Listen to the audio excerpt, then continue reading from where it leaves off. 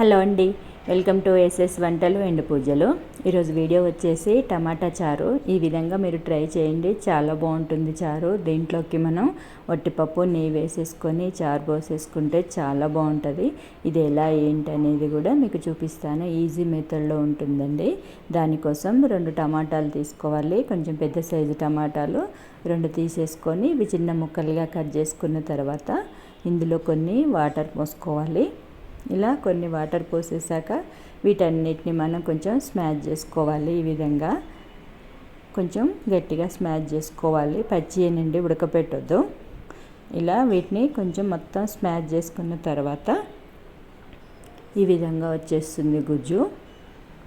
దీన్ని ఇప్పుడు మనం పక్కన పెట్టేసి స్టవ్ ముట్టించేసి ప్రాసెస్కి వెళ్ళిపోదాం. స్టవ్ అంటించేసండి, దాన్ని గిన్నె పెట్టేసి అందులో కొంచెం ఆయిల్ వేసుకోవాలి. ఆయిల్ కొంచెం హీట్ అయ్యాక ఒక ఎండుమిర్చి వేసుకోవాలి.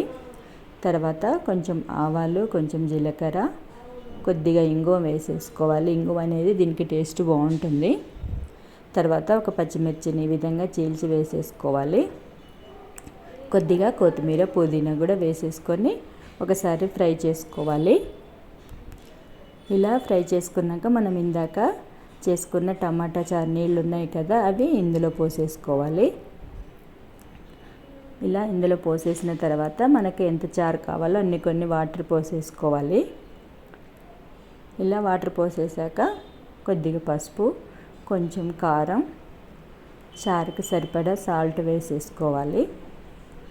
తర్వాత చింతపండు చూసి వేసుకోవాలండి, చాలా తక్కువ పడుతుంది, టమాటాలు ఉన్నాయి కాబట్టి. ఇందులోకి మెయిన్ వచ్చేసి అల్లం వెల్లిపాయ పేస్ట్, అదొక స్పూన్ వేసుకోవాలి. అల్లం వెల్లిపాయ పేస్ట్ ఒక స్పూన్ వేసేసుకున్న తర్వాత ఎండు కొబ్బరి పొడి ఒక స్పూన్ వేసేసి ఒకసారి మొత్తం కలుపుకోవాలి. ఇలా అంతా కలిసే విధంగా కలుపుకొని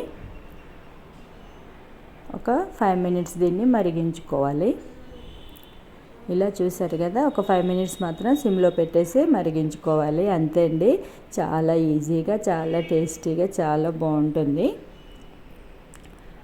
టమాటా చారు. మీరు ఈ విధంగా ట్రై చేసి చూడండి, చాలా కమ్మగా ఉంటుంది. ఇది ఎలా ఏంటి అనేది, ఎలా వచ్చింది అనేది నాకు కామెంట్ చేయండి. అదేవిధంగా వీడియో నచ్చితే లైక్ చేయండి, షేర్ చేయండి, సబ్స్క్రైబ్ చేసుకోండి. ఇలాంటి మంచి మంచి వీడియో కోసం చూస్తూనే ఉండండి ఎస్ఎస్ వంటలు అండ్ పూజలు. Thank you.